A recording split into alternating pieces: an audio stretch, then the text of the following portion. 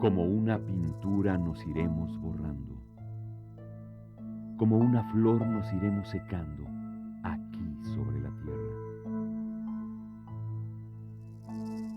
La Cuenca de México. Transcurren los años del 1400. Un grupo llamado Chichimecas se estableció en estos parajes 200 años antes en el lago de Texcoco. El señorío de Acolhuacan se encontraba desgastado por las constantes luchas internas que disputaban sus familias. Una corte en tensión fue el seno familiar del nuevo príncipe, quien más tarde sería guerrero, sabio y poeta.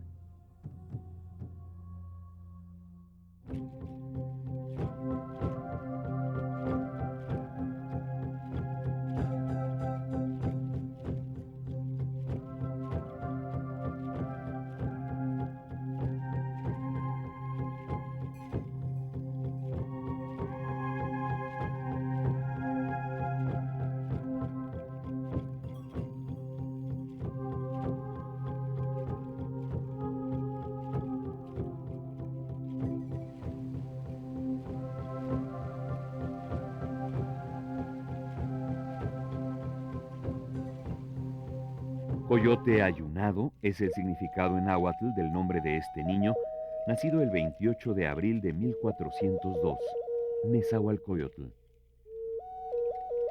Hijo de Iztlizóchitl I y de Matlaltzihuatzin, de linaje procedente de los señoríos de los Chichimecas, Acolhuas y de Tenochtitlan. Estirpes gobernantes y guerreras, pero siempre en disputa por el poder. Nezahualcóyotl desde muy joven vivió situaciones que marcarían sus pasos. A los 16 años se exilió con su padre de su natal Texcoco porque el señor de Azcapotzalco, Tezosomoc, usurpó su tierra.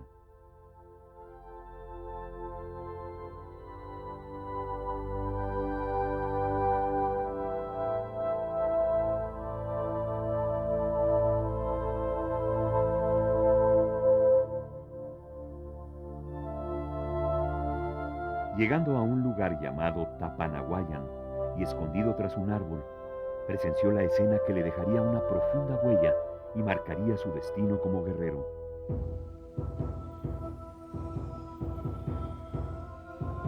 Vio morir a su padre en manos del usurpador.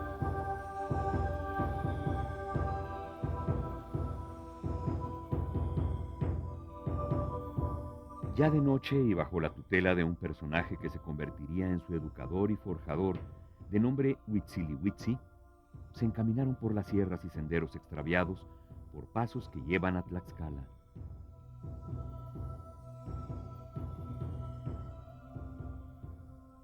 Tezosomoc, no conforme con haber matado al padre, ofreció una recompensa a quien encontrara al príncipe vivo o muerto, lo que provocó que Nezahualcóyotl viviera ocultándose bajo diversos disfraces y por varios pueblos, lo que además le sirvió para mantenerse informado de los planes de su enemigo. Así anduvieron él y su maestro unas veces de leñadores, otras de extranjeros y unas más de campesinos.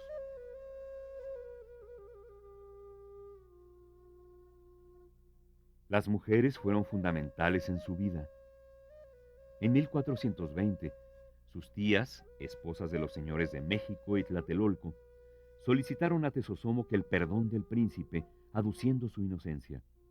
Y así fue como se le permitió vivir en Tenochtitlan. 2 años después, se le asignó el palacio de Silan en Texcoco y se le autorizó a que viajara entre ambas ciudades. Esta suerte no duraría demasiado. Muerto Tezosomoc hacia 1425, le sucede su hijo Maxtla.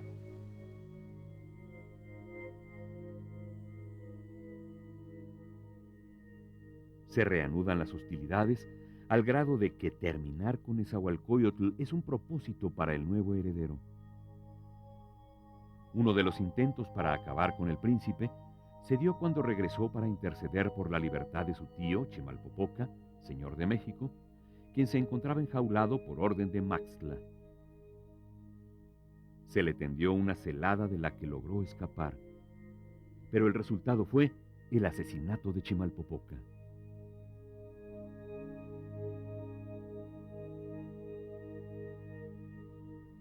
Otro intento por asesinarle lo llevó a cabo su propio hermano, Tlilmantzin, quien, manipulado por Maxtla, le invitó a una fiesta. Nezahualcóyotl fue advertido de las intenciones fatales y se hizo sustituir por un campesino que se le parecía, quien perdió la cabeza a manos de un capitán que dio la noticia de la muerte y envió el despojo como prenda de trofeo a Maxtla. El enviado no esperaba encontrarse con Nezahualcóyotl vivo, quien le dijo: «Di a Maxtla que estoy enterado de sus traiciones y que pronto le haré conocer el poder de mi brazo». El príncipe madura su espíritu guerrero, y es entonces cuando el tiempo es crucial para su enemigo. Maxtla, por su parte, envía una tropa a Texcoco para prenderlo. Pero el guerrero huye de su palacio por una puerta falsa y se refugia en el bosque de Texcotzinco.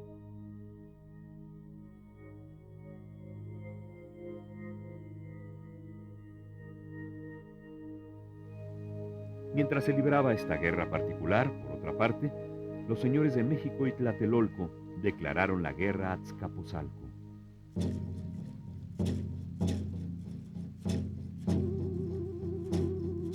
La fama de Nezahualcóyotl se extiende. 15 días le bastaron para que reuniera fuerzas aliadas y a partir del 4 de agosto de 1427 en Calpulalpan comenzó la guerra. Ese mismo día se apoderó de Otumba, se dirigió a Huexotla y al siguiente día expulsó de Texcoco a la guarnición de Maxtla. Fue una campaña victoriosa.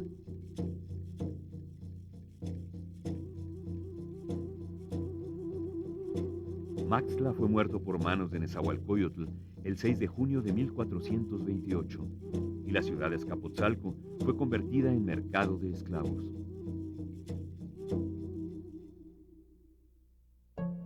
A pesar de estar imposibilitado aún para recuperar Texcoco, Nezahualcóyotl, a sus 26 años, era un hombre forjado en la guerra, un luchador incansable por recobrar sus derechos legítimos y por hacer justicia del asesinato de su padre.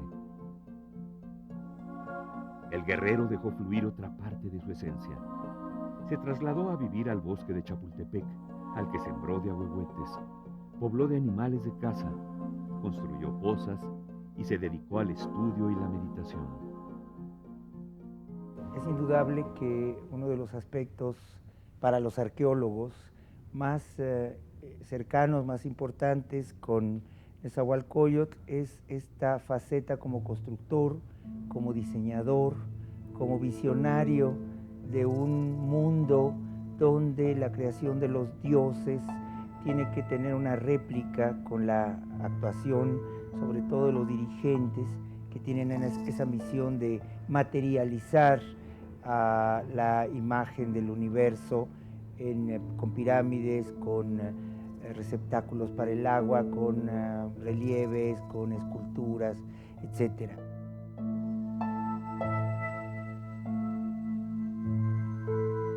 En Chapultepec y en el Texcotzingo tenemos otra de sus proyecciones como diseñador.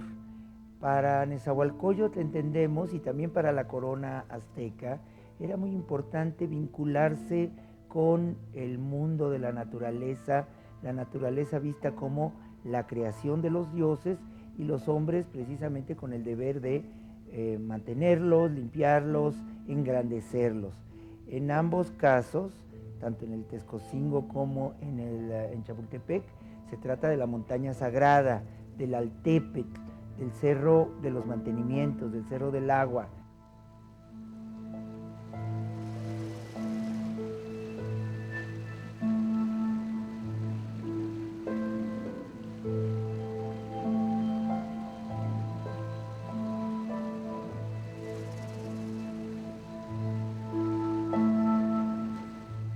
Su propósito permanecía latente, y así fue que en la primavera de 1429 atravesó de noche el lago con un ejército y y recuperó su capital, Texcoco, tras 7 días de combates.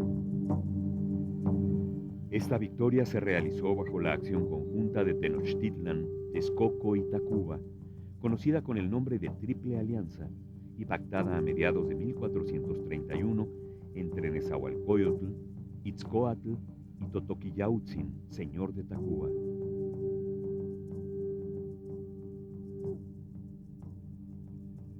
Gran cantidad de obras se reconocen durante su gobierno, lo que sirvió para admirarlo y considerarlo gran señor, estratega, sabio y poeta.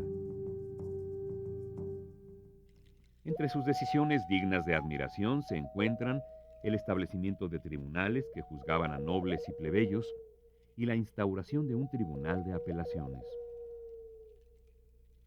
Instituyó consejos de instrucción pública, de guerra y de hacienda, y uno supremo, formado por 14 señores. Nombró para presidir estos organismos a 4 de sus hijos.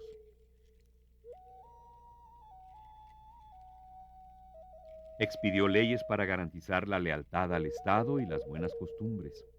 La pena por la infracción a estas disposiciones era, en la mayoría de los casos, la muerte.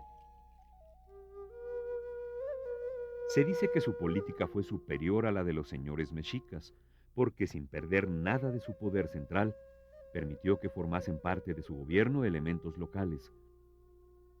Además de su valía como guerrero y gobernante, Nezahualcóyotl mostró siempre amor por la naturaleza. Protegió los árboles del bosque de Texcotzinco, en donde construyó su gran retiro imperial. Estamos en la zona arqueológica de Texcotzinco, el pequeño Texcoco, el Texcoco sagrado o quizá el lugar de la piedra tallada. Este lugar se construyó en el posclásico tardío bajo el gobierno del señor Acolhua más importante, Nezahualcóyotl.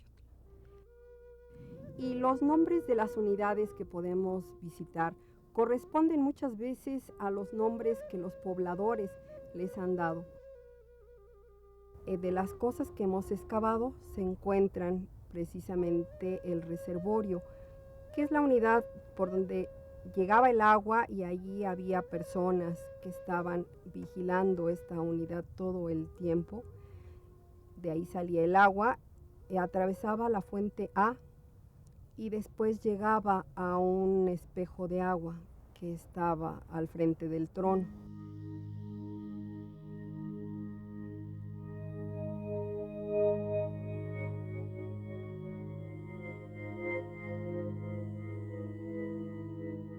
El trono, que es el lugar donde aún se pueden observar restos de una plataforma tallada, que algunos de los pobladores de los pueblos cercanos dicen que todavía se podía apreciar una especie de asiento para el rey.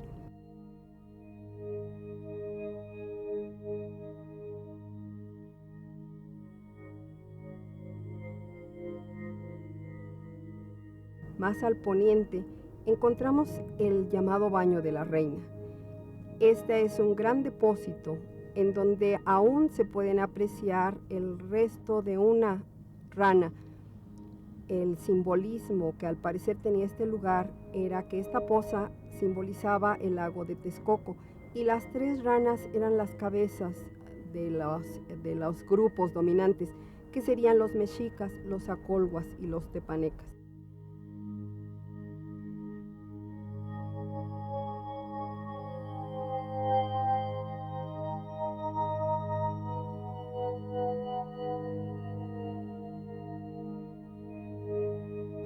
Luego también tenemos el Baño del Rey, que es una excelente unidad tallada en la roca.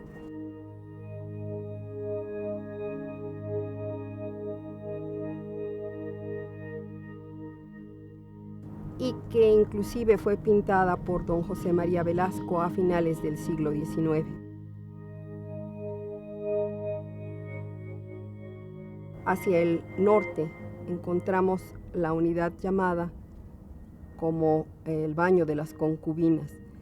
Este nombre se deriva de que no encontramos restos de canal como en las demás unidades. Como las concubinas eran de un menor linaje, tenían que cargar ellas su propia agua. En la parte superior también excavamos el llamado Templo Oriente o Patio de las Danzas, que es una gran plataforma de más de 1000 metros cuadrados con diferentes niveles y en donde seguramente se llevaban a cabo ceremonias en donde acudían probablemente la alta nobleza texcocana. Considero que la vida en estos palacios o tecpans no debe haber pedido nada a la vida palaciega en otros lugares europeos, por ejemplo, porque los colonistas nos refieren que estos lugares tenían un gran número de personas dedicadas al servicio.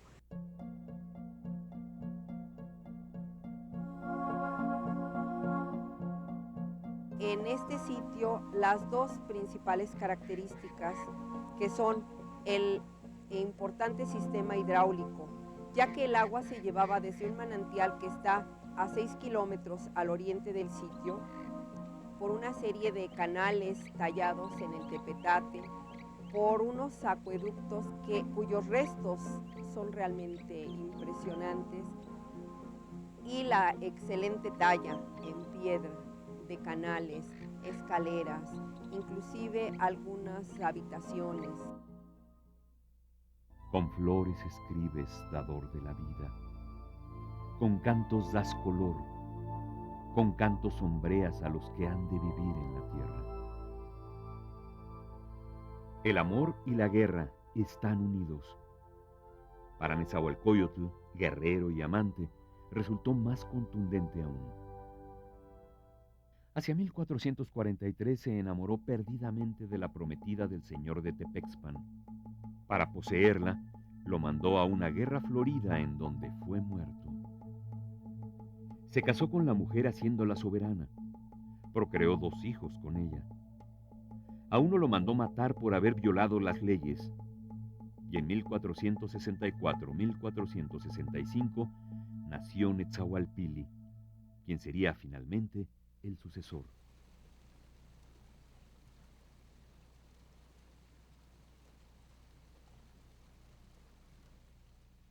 Mientras los aztecas insisten en una visión místico-guerrera del mundo y de la vida, otros, como Nezahualcóyotl, se empeñan por encontrar el simbolismo oculto de las cosas.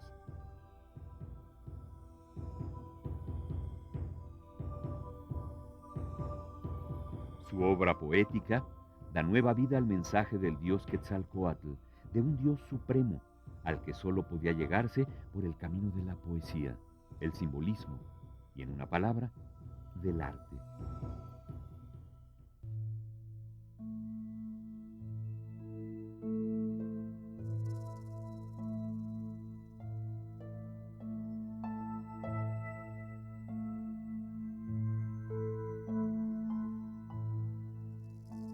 Así, Nezahualcóyotl concibió a un dios invisible, un concepto abstracto llamado Ipalmenowani, principio creador de todos los seres, al que situó por encima de todas las fuerzas visibles e invisibles.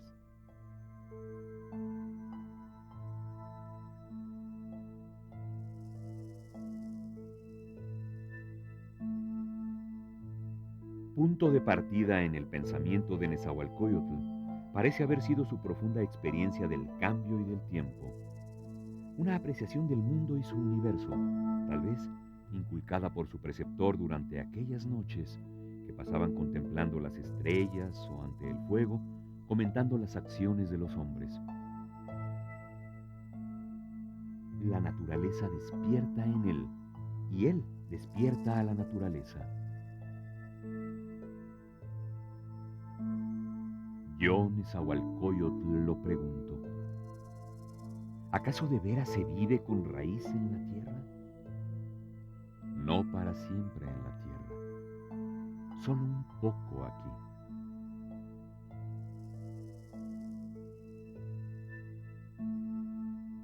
En su madurez como hombre, soberano de naciones y juez implacable y magnánimo, comprendió la fragilidad de la vida. En su pensamiento, siempre mostró una reflexión filosófica sobre la vida y la existencia. ¿A dónde iremos donde la muerte no existe? Mas, ¿por esto viviré llorando? Que tu corazón se enderece. Aquí nadie vivirá para siempre. Aún los príncipes a morir vinieron. Hombre, poeta, y como tal, 1000 imaginaciones asaltaron su pensamiento, que también dudó de la realidad y de la existencia en este mundo, al grado de pensar que la vida era más bien un sueño.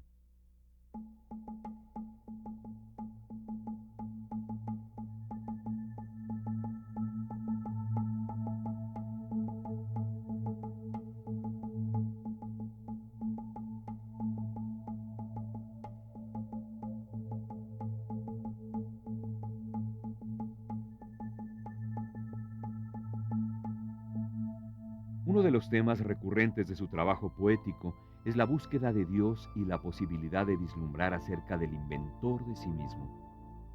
Expresa una lucha interna de su espíritu entre la ausencia de Dios y al mismo tiempo el sostener que el destino humano es buscarlo. Solo allá en el interior del cielo tú inventas tu palabra, dador de la vida. ¿Qué determinarás? ¿Tendrás fastidio aquí? ¿Ocultarás tu fama y tu gloria en la tierra? ¿Qué determinarás? Nadie puede ser amigo del dador de la vida.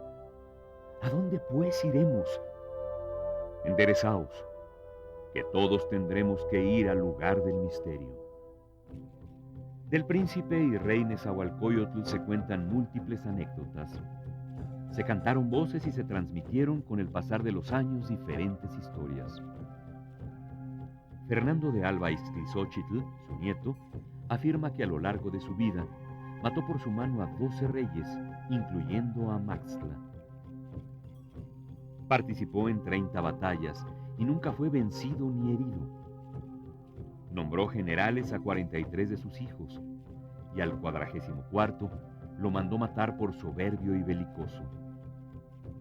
Reunió a todos los sabios y filósofos de su tiempo y alcanzó a saber que había un solo Dios verdadero, al que llamó Tloquenahuaque. Castigó los delitos con rigor, especialmente a las personas de calidad, ya que habían de dar ejemplo a las demás.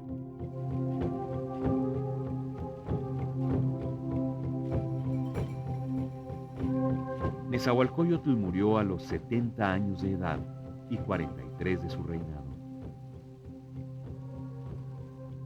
El encuentro con el noble príncipe Nezahualcóyotl nos acerca a la reconstrucción de un maravilloso e imaginario pasado de grandeza, sobre todo espiritual. Es escuchar el viento, mirar las plumas, es invocarle entre las flores y encontrar su rostro, un rostro de fuerza y de poesía, sensibilidad que el tiempo no puede mudar.